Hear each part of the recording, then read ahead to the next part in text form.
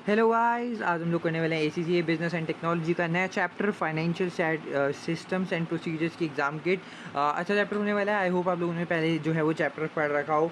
फटाफट से स्टार्ट करते हैं। Victoria runs a business. Victoria एक बिजनेस चलाती है जो कि कंप्यूटर सेल करते हैं, ठीक है, कंप्यूटर के इक्विपमेंट सेल करते हैं। वो कंसर्न है कि जब भी उसका बिजनेस पे करेगा उसके सप्लायर्स को तो रॉन्ग अमाउंट पे किया जा सकता है। मान लो ये उसका बिजनेस है, जब भी वो अपने कस्टमर्स को पे वगैरह करेगी तो उसको लगता है कि मान लो उसको 5,000 पे करने थे, बट वो कभी 10,000 कर दे या कभी कम कर दे, तो उसको लगता है कि वो गलत अमाउंट पे कर देगी। तो आपको बताना है कि आपको कौन से कंट्रोल मेजर देखने चाहिए जो कि इस प्रॉब्लम से उसको हेल्प करेंगे, ठीक है। रेगुलर सप्लाई स्टेटमेंट रिकॉन्सिलिएशन, इसका मतलब है कि जैसे कि आप लोगों ने आपकी अपने खुद के लेजर्स वगैरह में लिख रखा है कि 5,000 पे करने हैं और सप्लायर ने आपको बता रखा है कि यार पे तो 6,000 करने हैं, तो इससे आपको पता चल जाएगा कि हाँ, सप्लायर के हिसाब से मेरे को इतने पे करने हैं और मेरे हिसाब से मेरे को इतने पे करने हैं, तो दोनों के बीच में आपको पता चल जाएगा क्या डिफरेंसेस वगैरह हैं। तो आप पता चल जाएगा कि आप सही अमाउंट पे कर रहे हो या फिर नहीं कर रहे।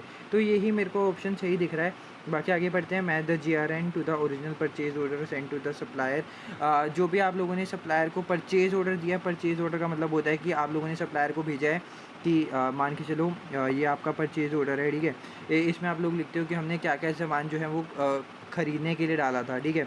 और फिर आप लोग GRN से मैच करते हो। GRN का मतलब होता है good receive note. Good receive note का मतलब आप लोगों ने परचेज ऑर्डर में डाल दिया कि आप लोगों को 5 आइटम्स चाहिए ये वाले, ठीक है। और गुड रिसीव में आपके पास आ गए कि ये लो 5 आइटम्स मेरे पास आ गए। तो इससे मेरे को ये समझ में थोड़ा आ रहा है कि मैंने अमाउंट जो है वो सही पे किया है या फिर नहीं पे किया। जो मैंने सामान मंगाया था मेरे को ये पता चल रहा है कि हाँ, मेरे को उतना रिसीव हुआ है। मैंने अमाउंट सही पे किया है या नहीं किया, इससे मैं ये पता नहीं लगा सकता हूँ। तो ये ऑप्शन गलत होगा। Matching of the purchase order to the requisition order. अगर मैं परचेज ऑर्डर को रिक्विजिशन ऑर्डर में, रिक्विजिशन का मतलब हो गया काइंड ऑफ आप अथॉरिटाइज़ कर देते हो कि हाँ, हमने इतना जो है परचेज ऑर्डर है तो इसको हमने अथॉरिटी भी दी है कि मतलब मान लो इसको 5 आइटम मंगाने थे और हमने 5 की अथॉरिटी भी दी थी। तो इससे मैं ये थोड़े बता सकता हूँ कि मेरे को कितना अमाउंट पे करना था और मैंने उतना ही पे किया है या फिर नहीं करा। तो ये भी गलत होगा। Prompt recording of invoices receive. जैसे ही आप लोगों के पास इनवॉइस रिसीव हो जाते हैं तो आप उसको रिकॉर्ड कर दो। मान के चलो आप लोगों ने, सप्लायर ने जो है वो 5,000 का जो है वो एक इनवॉइस भेज दी और आपने उसको रिकॉर्ड भी कर दिया। अब ऐसा भी तो हो सकता है सप्लायर की तरफ से ही गलती हो जाए यार कि 5,000 का अमाउंट भेज दिया उसने, शायद अमाउंट 6,000 का हो या फिर 4,000 का हो, उसकी तरफ से सही से थोड़ी गलती हो जाए, तो इसकी वजह से भी मेरा अमाउंट जो है वो गलत हो सकता है। ए ऑप्शन इसका बेस्ट ऑप्शन होगा। आगे चलते हैं। Question number 170। JBB company manufacture करती है, सेल करती है फर्नीचर, बनाती है और बेचती है फर्नीचर को ऑनलाइन और डिलीवर करती है कस्टमर्स को। JBB has recently faced a number of complaints from customer. बहुत सारी कंप्लेंट्स आ रही हैं, देखते हैं क्यों आ रही हैं। क्योंकि आप लोगों ने रॉन्ग स्टाइल या फिर कलर ऑफ फर्नीचर भेज दिया, मतलब वाइट मांगा था ब्राउन दे दिया, ये सब चीज़ें हैं, ठीक है। कलर भी अलग दे रहे हो, कभी आप स्टाइल अलग दे रहे हो। तो which following control would help JBB to avoid this problem. तो क्या कंट्रोल जो है वो हम लोगों को लगाना चाहिए। आप लोगों को यहाँ पे दे रखा है कि 4 ऑप्शंस आप लोगों को दे रखे हैं। Agree GDN to original order. GDN का मतलब होता है गुड डिस्पैच नोट। तो अगर आप जो भी गुड्स डिस्पैच कर रहे हो, यानी कि मतलब आपकी तरफ से मान के चलो कस्टमर्स को आप लोग 5 आइटम जो हैं वो भेज रहे हो, ठीक है। तो ओरिजिनल ऑर्डर से मैच कर लो। कस्टमर्स ने ऑर्डर दिए कि भैया हमको 5 ऑर्डर भिजवा दो, ठीक है, ये 5 ऑर्डर भिजवा दो। और आप लोगों ने जब भिजवाए तो आपने 5 भिजवाए, दोनों को आपने आपस में एग्री कर लिया। तो हाँ, 5 उसने मांगे थे और 5 आप लोगों ने अपनी तरफ से डिस्पैच करे हैं, तो ठीक है। ये मतलब हाँ, ये आपका काइंड ऑफ रिजॉल्व कर देगा क्योंकि आप लोगों को पता चल जाएगा कि यार उसने 5 आइटम मांगे थे और ये उसने फर्नीचर कलर मांगा था, तो दोनों एग्री कर रहे हैं, तो मतलब हम लोगों की प्रॉब्लम सॉल्व हो गई और हमारी तरफ से सही जा रहा है। तो फर्स्ट जो है वो मेरा सही होगा।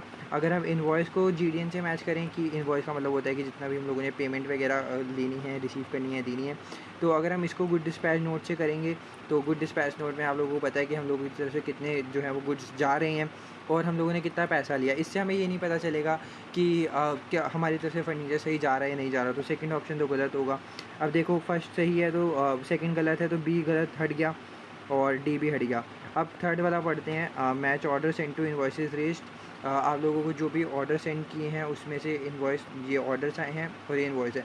इन्वॉइस और ऑर्डर को जब भी देखोगे ना, आपको ऑर्डर से तो पता चलेगा कि आपको ये फर्नीचर देना था, ये स्टाइल देना था, ये कलर देना था, बट इन्वॉइस देख के आपको ये नहीं पता चल सकता कि आप लोगों ने किस हिसाब से जो है वो कलर या फर्नीचर भिजवाया है या फिर नहीं भिजवाया है, ठीक है। तो थर्ड ऑप्शन भी गलत हो गया, तो फर्स्ट ही खाली सही है, तो मेरा ए ऑप्शन जो है वो करेक्ट हो जाएगा। अब लास्ट ऑप्शन भी पढ़ लेते हैं, send confirmation of receivables to customer. अरे भैया आप लोग कस्टमर देखो, ये मतलब एक ऐसा लॉजिकल सी बात है। आप लोगों से कस्टमर ने ऑर्डर किया कि भैया हमको एक ब्राउन कलर का फर्नीचर दे दो, सोफ़ा टाइप, ठीक है। अब आप लोग कस्टमर को कॉल करके वापस पूछोगे कि यार हमारे को आपकी तरफ से ऑर्डर आया था, आपने क्या ऑर्डर किया था बताना ज़रा, ठीक है। तो ये तो कोई वो ही नहीं बना, तो इसलिए ये भी गलत हो गया। Question 171, Noah is considering introducing a number of control system. अपने बिजनेस में अलग अलग कंट्रोल लाने की जो है वो प्लानिंग चल रही है। हाउएवर वो अनसर्टेन है कि about what this would accomplish, मतलब नए कंट्रोल लाना चाह रहा है भाई साहब, लेकिन उसको ये नहीं पता कि इससे होगा क्या। आपको बताना है कि is not a purpose of मतलब अगर हम कंट्रोल लाते हैं तो इसमें से क्या वो उसका पर्पस नहीं होगा। Safeguarding of company assets, यानी कि कंपनी के एसेट्स की हमारी सिक्योरिटी रहेगी। येस, अगर हम जो भी ये सब चीज़ें जो हैं वो लाएंगे तो हमारी कंपनी के जो एसेट्स हैं सेफ गार्ड होंगे, बचे रहेंगे। तो मतलब ये तो मेरे को स्टेटमेंट सही लग रही है। इसके बाद प्रिवेंशन ऑफ एरर्स, सही मतलब ये जो आंसर है ये स्टेटमेंट सही है, बट इसका ये आंसर नहीं होगा, ठीक है ना। तो प्रिवेंशन ऑफ एरर्स, अगर यस हम लोगों ने ऊपर से यही पढ़ते आ रहे हैं ना यार कि हमारे एरर्स वगैरह ना हो, तो हम इसलिए कंट्रोल्स वगैरह लगाते हैं, तो ये भी ऑप्शन नहीं होगा। इसके बाद इंक्रीज प्रॉफिटेबिलिटी अगर आप लोग बढ़ाना चाहते हो तो देखो यार, प्रॉफिटेबिलिटी का मतलब ये थोड़ा है कि अगर आप कंट्रोल लगा भी दो, मान के चलो आपकी बिज़नेस ने हर कंट्रोल लगा दिया, तो उसका ये मतलब थोड़ा है कि आपका कंपनी जो है वो प्रॉफिटेबल भी हो जाएगी या फिर आपकी कंपनी की प्रॉफिटेबिलिटी बढ़ जाएगी, ठीक है। तो ऐसा तो मेरे ख्याल से नहीं होता, तो ये ऑप्शन होना चाहिए इसका आंसर। इसके बाद इंक्रीज एफिशिएंसी, तो ये तो मतलब सही बात है, एफिशिएंसी तो बढ़ेगी, क्योंकि अगर आप जब कंट्रोल लगाओगे तो आपको पता है सप्लायर को सही पे कर रहे हो, रिसीवर जितना रिसीव करना है उतना रिसीव कर रहे हो, सारे कंट्रोल्स अच्छे हैं, तो सब कुछ बढ़िया है, तो ये पर्पस होता है। तो सी ऑप्शन इसका best option correct. Question number 172, which of the following would ensure that the sale cycle result in prompt payment. तो इनमें से क्या चीज़ जो है वो इंश्योर करेगी कि हम जितना भी मतलब सामान जो है वो बेचते हैं उसका वो रिज़ल्ट होगा प्रॉम्प्ट पेमेंट के अंदर। तो सबसे पहली बात आपको लिखा है कि अगर orders are processed by qualified personnel only, तो इससे ज़रूरी नहीं है कि यार प्रॉम्प्ट पेमेंट ही हो जाए, ठीक है। तो मतलब अगर आप काइंड ऑफ इसका स्टेटमेंट का मतलब समझने की कोशिश करो, आप लोग किसी को सामान बेच रहे हो, तो आपको ये है कि जैसे अगर आपने अभी भेज दिया, मान के चलो आपने 10 मई को भेज दिया सामान, ठीक है, और आप लोग चाहते हो कि वो मेरे को 5 दिन के अंदर अंदर 15 मई तक मेरे को मिल जाए, तो अब आप ये सब चीज़ चाहते हो ना कि वो मेरे को जल्दी से जल्दी पेमेंट करे। तो अगर आप ऑर्डर प्रोसेस क्वालिफाई पर्सनल करेगा, मान लो आपको कोई पढ़ा लिखा अच्छा नौजवान बंदा आपको जो है वो सेल कर रहा है, तो अब ज़रूरी थोड़ा है कि सामने वाला बंदा टाइम से पे कर दे। अगर पढ़ा लिखा करे तब भी वो सामने वाले कस्टमर पे डिपेंड करेगा, नहीं करे तो भी उस कस्टमर पे डिपेंड करेगा, इसलिए गलत है। B checking the goods are in inventory before dispatching them. आप लोग जो है वो अपनी पहले इन्वेंट्री देखो, अगर आपको ऑर्डर मिले हैं कि भैया हमको 1000 यूनिट्स चाहिए, पहले इन्वेंट्री में देखो कि आपके पास इन्वेंट्री में उतने पड़े हैं या फिर नहीं पड़े। तो इसका मेरा सेल साइकिल से तो कुछ वो है ही नहीं ना, तो मैं तो इसको इन्वेंट्री मैनेजमेंट काइंड ऑफ में देखूंगा, तो सेल साइकिल की बात कर रहे हैं, तो ये भी गलत हो जाएगा। इसके बाद हमारा each item has its own code, अगर हर एक आइटम का अलग अलग कोड हो, मान के चलो मेरी कंपनी के अंदर पेप्सी मिलती है, कोक मिलती है, बहुत सारी चीज़ें, तो मैंने पेप्सी का कोड बना दिया AB1, कोक का बना दिया BC2, ठीक है। तो ये सब चीज़ें बनाई, फिर मैंने उसका कोड बना दिया, तो इससे क्या मेरे को जल्दी पेमेंट हो जाएगी? आप खुद सोच के बताओ नहीं ना, तो ये भी गलत, तो डी ऑप्शन में सही होना चाहिए। बाकी क्या है, checking the credit worthiness of customer, yes, आप ये चेक कर सकते हो कि आप लोगों ने किसी कस्टमर को जो है वो गुड सेल करे, मान के चलो आपकी कंपनी है, कंपनी ने गुड सोल्ड करे 5000 के। अब आप लोग इसको 5000 की सेल करने से पहले इस बंदे की ना पूरी क्रेडिट वर्दीनेस चेक कर लो, क्या हम इसको 5000 का गुड्स बेच रहे हैं, तो क्या आने वाले टाइम में पैसा रीपे कर पाएगा तो ही बेचो, वरना इसको मना कर दो, मत दो, ठीक है। इसको कहते हैं क्रेडिट वर्दीनेस चेक करना। आगे चलते हैं question number 173, the most secure and easy way to verify payments. अगर आप लोगों को पेमेंट्स वेरीफाई करनी है टू स्टाफ इज़ बाय, आप किससे कर सकते हो? ये मैं आपको काइंड ऑफ कहूँगा कि यार सीधा थ्योरेटिकल क्वेश्चन है और पूरा बुकिश लैंग्वेज है, इसको आप कुछ कॉन्सेप्ट्स नहीं लगा सकते। तो आप लोगों को इसकी याद रखना पड़ेगा कि अगर हम BACS का जो ट्रांसफ़र करते हैं ना, मतलब जब भी हम अपने स्टाफ को कोई भी पेमेंट वगैरह करते हैं तो हम BACS के थ्रू करते हैं, मतलब एक ऑटोमेटेड बैंक ट्रांसफ़र होता है, जैसे ही मतलब मनी ना हम सीधा डायरेक्टली ट्रांसफ़र कर देते हैं एम्प्लॉय के बैंक अकाउंट में। इससे मतलब जैसे हमारे यहाँ पे पेटीएम ये सब चीज़ें चलती हैं, वैसे ही आप BACS कर देते हो और इससे सीधा एम्प्लॉय के बैंक के अकाउंट में चले जाते हैं पैसे। तो ये आपको काइंड ऑफ थोड़ा बहुत याद करना पड़ सकता है। इसके बाद क्वेश्चन 174, आप लोगों को बताना है, ग्रे लिमिटेड एक recently discovered that it has been paying invoices in respect of goods which had been returned as faulty before acceptance. मतलब एक्सेप्ट करने से पहले मतलब यहाँ पे हो क्या रहा है कि जो भी ग्रे लिमिटेड की कंपनी है उसने अभी हाल फिलहाल में देखा है कि वो उस इन्वॉइसेस के लिए पे कर रहे हैं जो कि हम पहले से ही रिटर्न कर चुके हैं एक्सेप्ट करने से पहले ही। कंपनी की पॉलिसी है कि वो जो रिकॉर्ड करें गुड्स को if they have been accepted, ठीक है। तो आपको बताना है कि कौन से कंट्रोल लगाने चाहिए जो कि इस चीज़ को प्रिवेंट कर सकते हैं। सबसे पहली बात तो भाई इनकी कंपनी के मेरे को कंट्रोल ही एकदम बेकार लग रहे हैं। अब ये मान के चलो ये आपकी कंपनी का वो है सप्लायर, पेबल कह लो, ठीक है, और ये आपकी कंपनी है। अब ये पेबल आपको भेज रहा है कि भैया मेरे को ना एक काम करो, मेरे को 50,000 रुपये फटाफट से ट्रांसफ़र मार दो, और आप लोग उसको 50,000 दे भी रहे हो। और क्यों दे रहे हो जबकि आप लोगों ने जो भी 50,000 का सामान लिया है वो आप पहले से ही रिटर्न कर चुके हो उसको। आपने कहा भैया हमें ये सामान नहीं चाहिए, आप लोगों ने रिटर्न कर दिया, बट स्टिल आप लोग 50,000 पे कर रहे हो। क्या ही बात हो गई। तो आप लोगों को क्या कंट्रोल लगाना चाहिए जिससे आप ये चीज़ जो है वो आगे ना हो, उसको रोक सको। Matching purchase invoices with good receive record, यही मेरे को एकदम मतलब सही सा लग रहा है, क्योंकि परचेज इनवॉइस का मतलब क्या हो गया कि जितना भी आप सामान परचेज इनवॉइसेस में एक तो सबसे पहली बड़ी बात अमाउंट वगैरह लिख रखे होते हैं, तो इसमें आपको बता देगा कि ये सामान है आपको इतने अमाउंट का मिल जाएगा। और गुड रिसीव का देख लो कि आपको कितना गुड रिसीव हुआ, जितना आपको गुड रिसीव हो रहा है उतना ही आप इनवॉइसेस पे देख लो अमाउंट है, तो इससे आपको ये पता चल जाएगा कि हाँ हम लोगों ने इतने करा है। इनवॉइसेस में परचेज रिटर्न ये सब चीज़ें हो रखी होती हैं, तो इससे आपको पता चल जाएगा, ठीक है। तो ये ऑप्शन जो है वो इसका सही ऑप्शन हो गया। आगे चलते हैं और देखो बाकी ऑप्शन भी एक बारी पढ़ लेते हैं। मैचिंग, अगर आप परचेज़ की इनवॉइसेस को ऑर्डर से मैच करोगे, ऑर्डर जो आपने दिए हुए और परचेज़ इनवॉइस का मतलब जितने यहाँ पे आपके पास आए हों, उससे आपको ये नहीं पता चलेगा कि आप लोगों ने पेमेंट जो है वो सही करी है नहीं, या फिर जो आपने कुछ रिटर्न करे हैं उसकी पेमेंट नहीं करी या फिर करी है या फिर नहीं, तो ये गलत होगा। अगर आप सप्लायर की स्टेटमेंट को पेबल लेजर अकाउंट से करोगे तो इससे भी आप लोगों को कुछ पता नहीं चलने वाला, क्योंकि आप लोगों को यही नहीं पता चल रहा है कि आप लोगों ने जो वो रिटर्न वगैरह करा है, क्योंकि सप्लायर स्टेटमेंट भी कंपैरिजन कर रहे हो ना पेबल लेजर के अकाउंट से। ओके, डाटा सैम्पलिंग कर लो।